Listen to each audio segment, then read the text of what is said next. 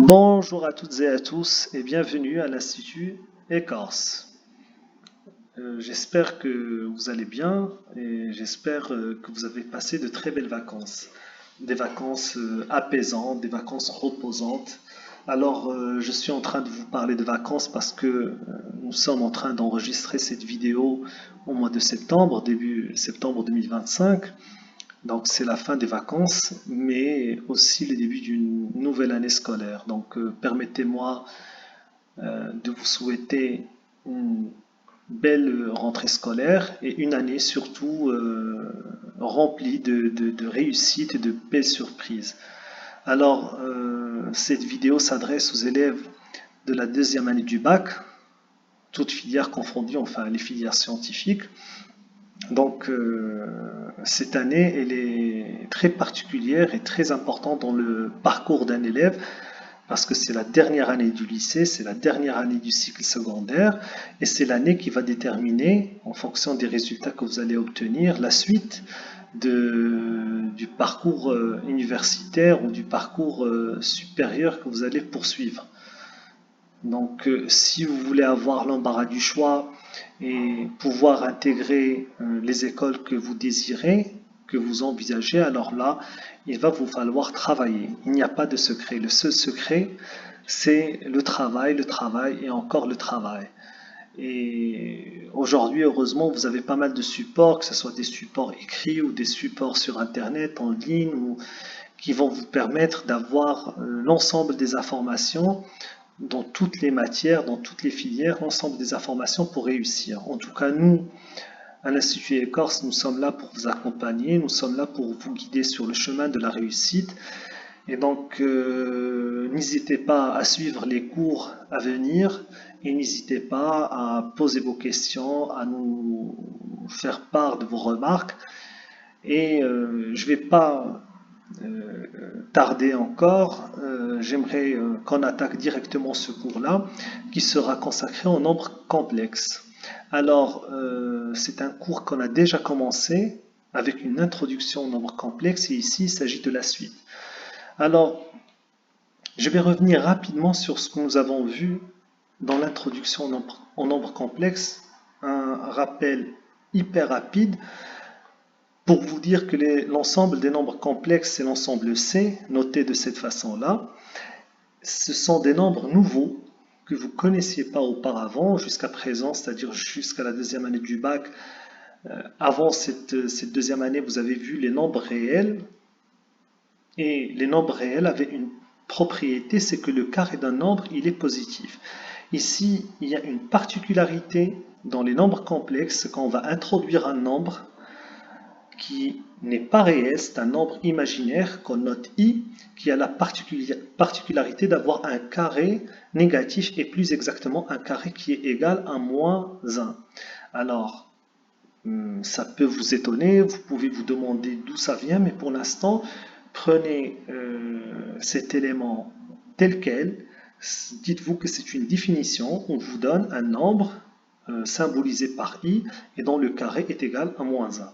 À partir de là, on va construire l'ensemble des nombres complexes. Un nombre complexe s'écrit de cette façon-là, a plus ib, avec donc a et b réels et i au carré égale à moins 1. Et à partir de là, vous allez avoir une infinité de nombres.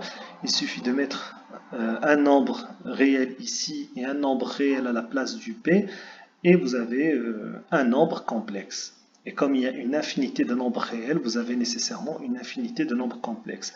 Le a qu'on voit ici, on l'appelle la partie réelle du nombre, et le p qu'on a ici, on l'appelle la partie imaginaire. Donc si on a un z, le z égale a plus ip, a c'est la partie réelle et b c'est la partie imaginaire, à condition que a et b soient réels.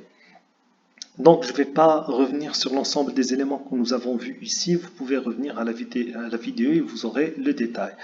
Alors poursuivons maintenant avec les nombres complexes, avec notamment la représentation géométrique d'un nombre complexe et les notions très importantes que vous devez connaître absolument pour réussir, c'est le conjugué, le module et l'argument. Alors, commençons par la représentation géométrique d'un nombre complexe. D'abord, par le passé, vous avez vu que les nombres réels se sont positionnés sur un axe qui est l'axe qu'on appelle la droite des réels ou la droite numérique réelle. Donc, sur cet axe-là, vous allez trouver tous les nombres réels. À gauche du 0, vous avez les nombres négatifs, les nombres réels négatifs. À droite du 0, vous avez les nombres réels positifs. Et si vous avez un nombre réel, forcément, il est sur cette droite, sur cet axe. Alors, concernant les nombres complexes, on ne peut pas dire qu'ils sont situés sur un axe. Là, on va passer dans un plan, ce qu'on appelle le plan complexe. Les nombres complexes forment un plan appelé le plan complexe. Alors, quand on parle d'un plan, ça veut dire qu'on est dans deux dimensions, ou un espace à deux dimensions, donc c'est un plan, avec deux axes qui se croisent. Vous avez l'axe des réels, qui est un axe horizontal, le même que celui que nous avons ici. Sur cet axe, vous allez avoir tous les nombres réels. Et sur l'axe que vous voyez ici, qui est perpendiculaire à l'axe des réels, on parle de l'axe imaginaire. D'accord? Là, vous allez avoir les nombres imaginaires purs. Donc un nombre imaginaire pur, c'est un nombre qui n'a pas de partie réelle ou qui a une partie réelle qui est égale à 0. Concernant les notations, l'axe des réels, on le note R ou RE.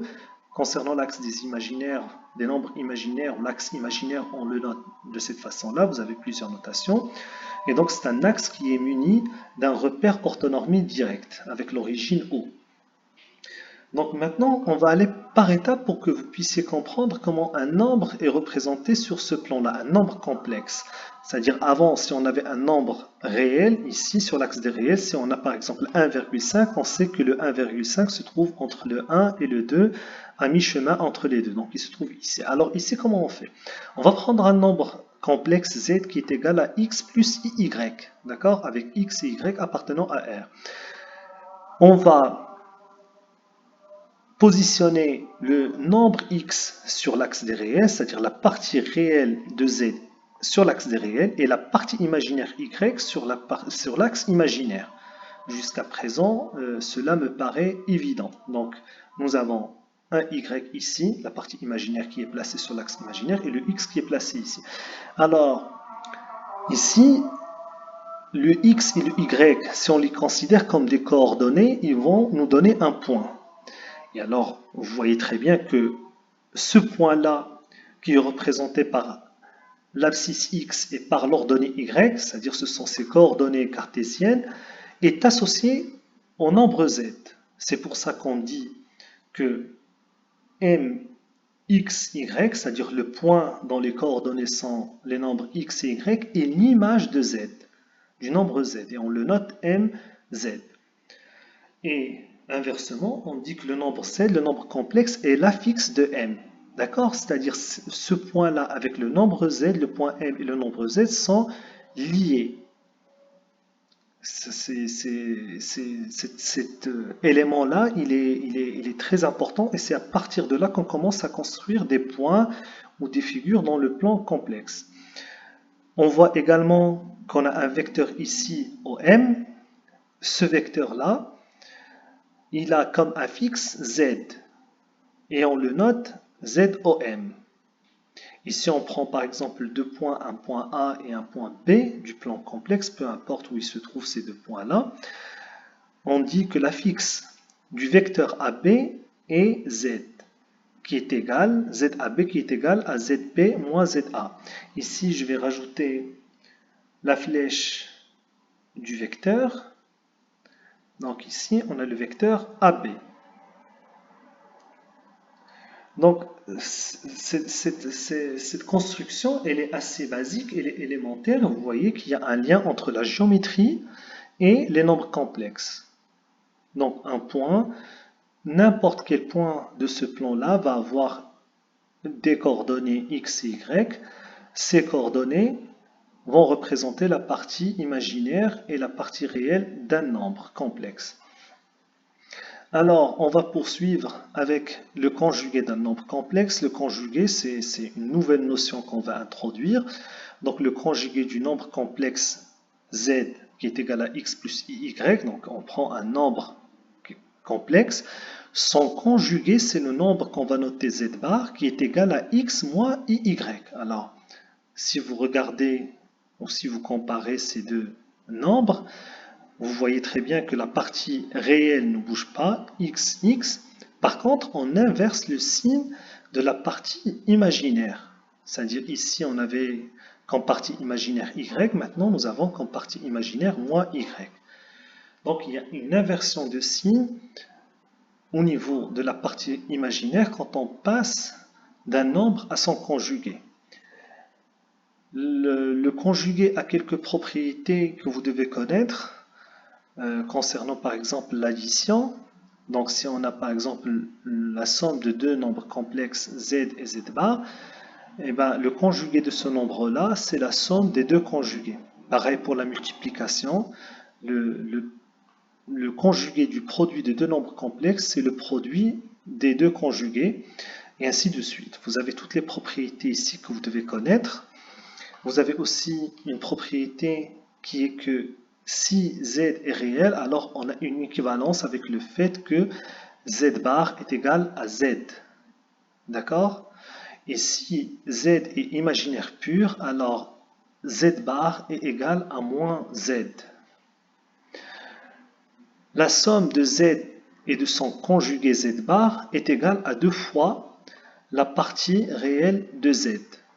Et z moins z bar est égal à 2 fois i, 2 multiplié par i multiplié par la partie imaginaire de z. Je vais vous montrer comment on prouve ces propriétés basiques.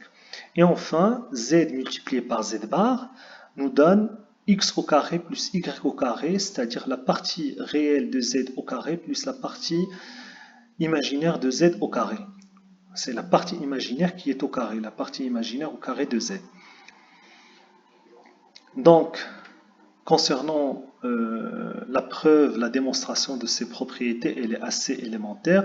Donc ici, on a z plus z bar, on prend z, x plus iy, auquel on ajoute x moins iy.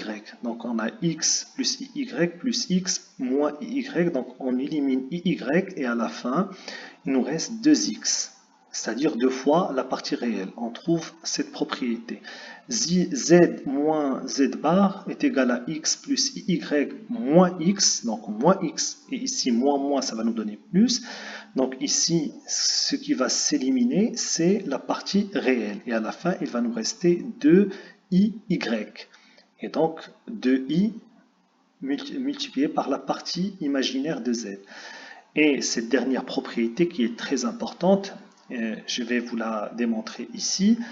Vous pouvez la démontrer assez facilement. Il suffit de savoir manipuler les opérations. Donc z multiplié par z bar, c'est x plus iy. Donc z, c'est x plus iy. Et z bar, c'est x moins iy. Donc on développe x par x, x au carré.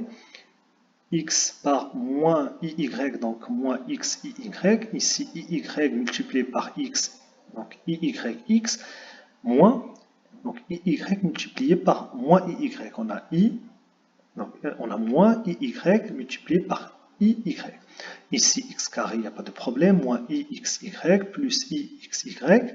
Donc ces deux termes vont s'éliminer. Par contre, ici, on a moins. Et là, i multiplié par i, ça nous donne i au carré. Y par y, ça nous donne y au carré. Or, i, c'est l'unité imaginaire. I au carré, c'est moins 1. Moins 1 avec le moins ici, ça donne plus. Donc, plus y au carré. Et au final, on a x au carré plus y au carré.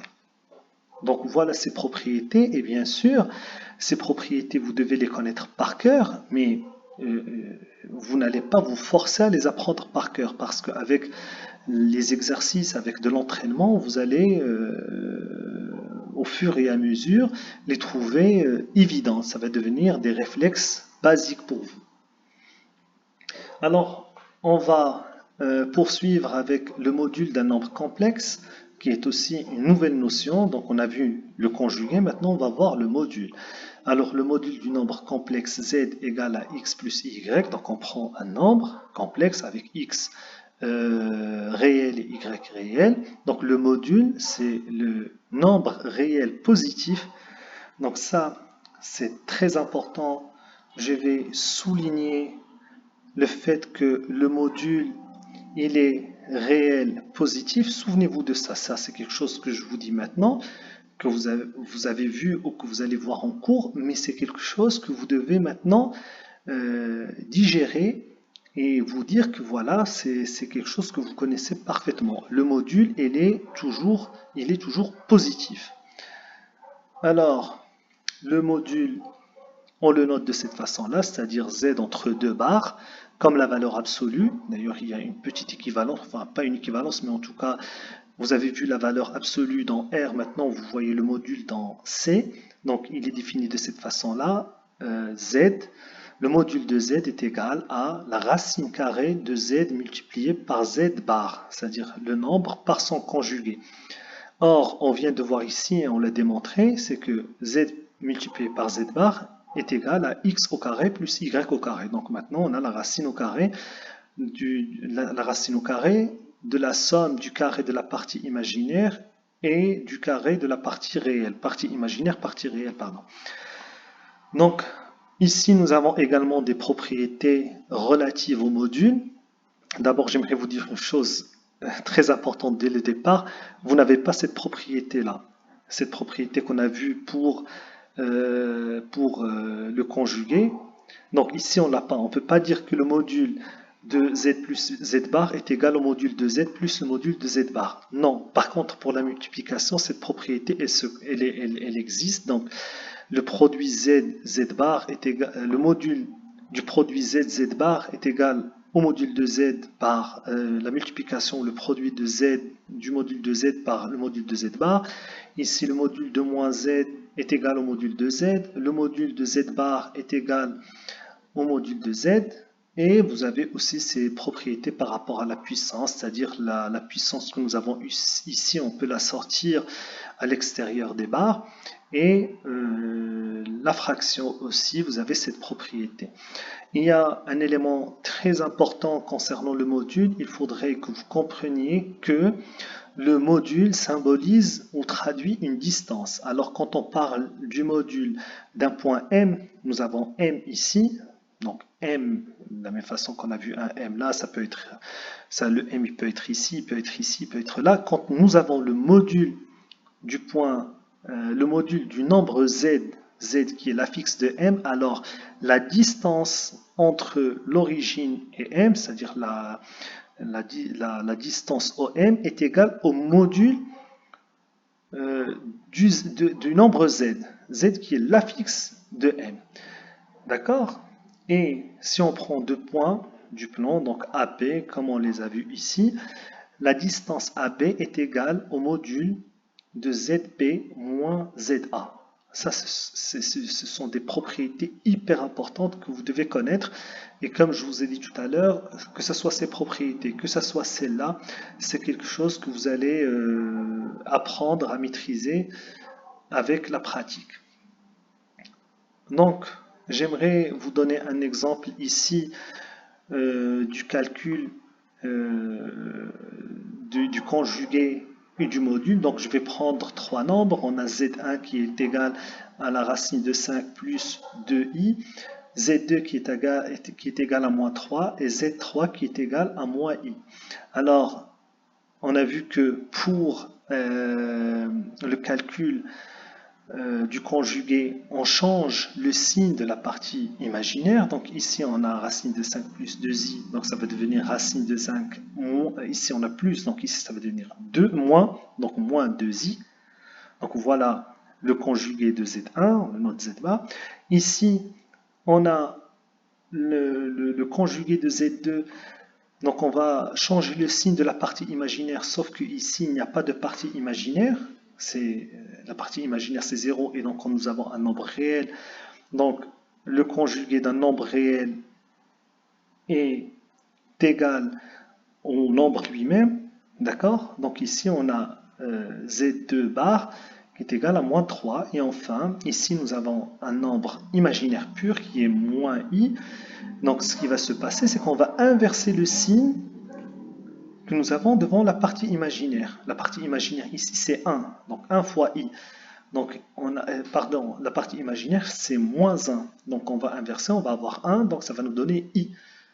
D'accord, j'espère que c'est évident. Je suis en train d'expliquer comment on est passé de Z3 à Z3 bar, mais normalement, quand vous voyez ça, c'est-à-dire vous avez un nombre imaginaire pur, il n'y a pas de partie réelle, vous inversez le signe. Ici, vous avez un nombre réel, il n'y a pas de partie imaginaire, donc vous maintenez le même nombre.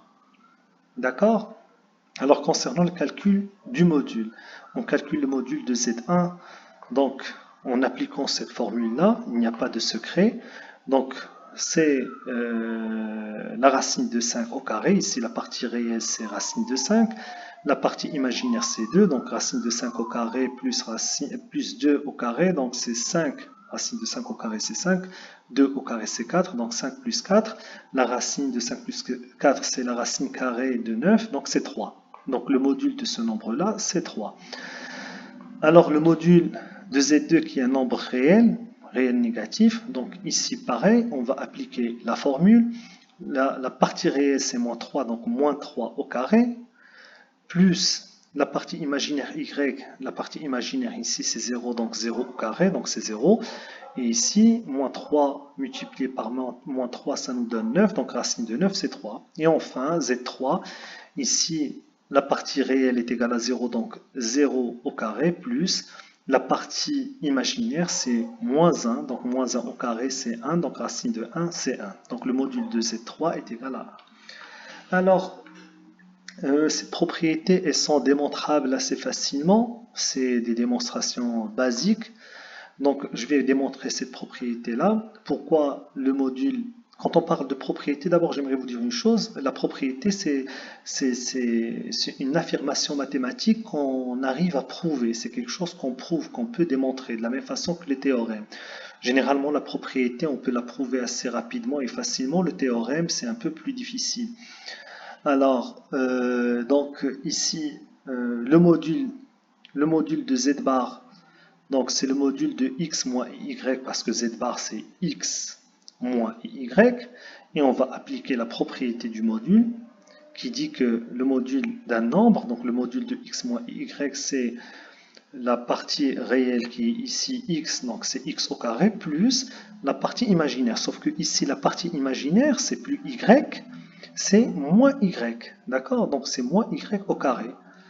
Et donc ça va donner x au carré plus y au carré qui est égal à la partie qui est égale au module de z. Donc voilà, la propriété, elle est prouvée. Donc n'oubliez pas ici, quand on parle d'un nombre complexe, normalement, pour connaître la partie imaginaire, il faut qu'il y ait un plus. C'est pour ça que je vous ai démontré comment on est passé de cette étape à cette étape. Ce nombre x moins y, en fait, en réalité, c'est x plus i multiplié par moins y. D'accord? Ici, on doit avoir un plus pour pouvoir cerner le nombre complexe. Nous allons poursuivre avec l'argument, qui est une nouvelle notion. Donc, on va voir trois notions, comme vous voyez ici dans le titre. On a conjugué, module et argument. Donc on a vu le conjugué, on a vu le module, et maintenant nous allons aborder la notion d'argument, qui est aussi une notion très très importante. En fait, toutes les notions que vous avez vues dans ce cours-là sont importantes. Alors, l'argument d'un nombre complexe. Tout à l'heure, vous avez vu ici, je vais revenir assez rapidement, parce que là on a l'axe réel, l'axe imaginaire et un point M. Donc on va avoir la même représentation. Donc on a un point ici qui est l'image du point Z, c'est-à-dire Z est l'affixe du point M. Et on voit que ici on a O. Donc je vais noter, excusez-moi, j'ai oublié de noter l'origine de ce repère. Donc c'est O. J'espère que je l'ai bien écrit. Je l'ai bien écrit de cette lettre. O. Donc on va revenir. Donc ici, on a le vecteur OM. Alors, c'est une définition. Donc, ce n'est pas quelque chose qu'on va prouver, ce n'est pas quelque chose qu'on va développer. C'est une définition que vous devez retenir. L'argument du nombre x plus y, c'est une mesure de l'angle entre l'axe des réels et le vecteur OM, c'est-à-dire l'angle que nous avons ici. Et ici, on travaille dans un repère orthonormé direct. Donc, nous avons les angles, l'angle est positif dans ce sens-là, c'est-à-dire dans le sens contraire des aiguilles d'une montre. Alors, ici, nous avons noté cet angle entre l'axe des réels ou entre U et OM, nous l'avons noté θ. Donc, θ est c'est la mesure de cet angle et l'angle θ représente un argument du nombre z. Alors pourquoi on parle d'un argument et pas de l'argument? Parce qu'un nombre complexe, il a une infinité d'arguments. C'est-à-dire, à chaque fois qu'on fait un tour, là, on a θ. Si vous faites un tour complet, c'est-à-dire de 2π, vous allez revenir au même point. Et donc, on a le même angle. Donc ici, lorsqu'on parle de l'argument, on n'écrit pas l'expression égale, on utilise la congruence. Donc on a l'argument de z est congru à θ modulo 2π. C'est comme ça qu'on lit cette expression-là. Une expression qu'on voit aussi dans l'arithmétique. Alors, rappelez-vous bien qu'un nombre complexe n'a pas un seul argument. Il a une infinité d'arguments, mais qui sont tous congrus à 2π. Ils ont une congruence par rapport à modulo 2π. Alors, ici, j'aimerais juste vous montrer un peu comment vous pouvez comprendre et maîtriser la notion d'argument. Donc ici, nous avons l'angle θ. Si on prend le point M', qui est le symétrique du point M par rapport à l'axe des réels, on va avoir un angle moins θ. En fait, on a ici la même mesure, mais dans deux sens différents. Ici, nous avons θ, ici, nous avons moins θ. Et ce point-là, il représente z bar. Pourquoi? Si on revient à ce qu'on vient de voir auparavant. Donc z bar, il a la même partie réelle, mais une partie imaginaire inversée. D'accord? En termes de signe. Donc, si on voit ici ces deux points-là, MZ et M', donc M' qui représente Z bar, ils ont la même partie réelle. Enfin, ces deux points, ils ont la même abscisse, c'est X. Par contre, ils ont deux ordonnées opposées. D'accord? Donc Y et moins Y. Donc, ici, l'argument, à partir de ce schéma, on voit que l'argument de Z bar est égal à moins l'argument de Z, modulo 2π.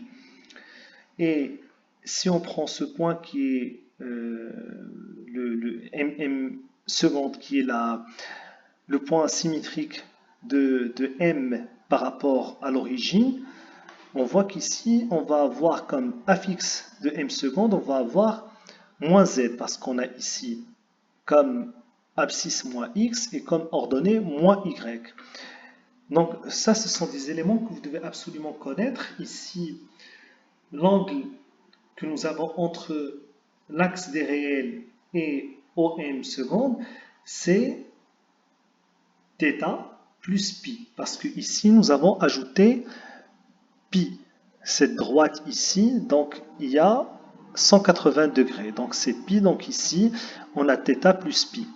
Donc ce sont les propriétés qu'on voit ici, qu'on va démontrer par la suite. Ici, j'ai essayé de vous les montrer sur ce schéma-là, mais par la suite, on va les démontrer quand on va aborder par la suite une nouvelle notion qui est la forme trigonométrique d'un nombre complexe, qu'on va voir dans le cours, dans le futur cours. Alors, avant de revenir à ces propriétés-là, j'aimerais vous montrer celle dont on vient de parler maintenant, dans l'argument de moins z est égal à pi plus l'argument de z modulo 2π. L'argument de z bar est égal à moins l'argument de z modulo 2π. L'argument de z multiplié par z prime, ici, pardon, ce n'est pas z bar, mais c'est z prime. Donc l'argument de z multiplié par z' est égal à l'argument de z plus l'argument de z' modulo 2π.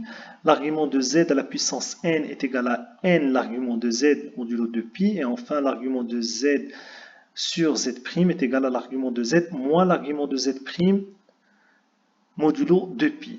Donc voilà, ce sont des propriétés à connaître absolument. Et nous allons par la suite poursuivre ce cours sur les nombres complexes avec la notion de la forme trigonométrique et celle de la forme exponentielle d'un nombre complexe. Je vous remercie et à bientôt.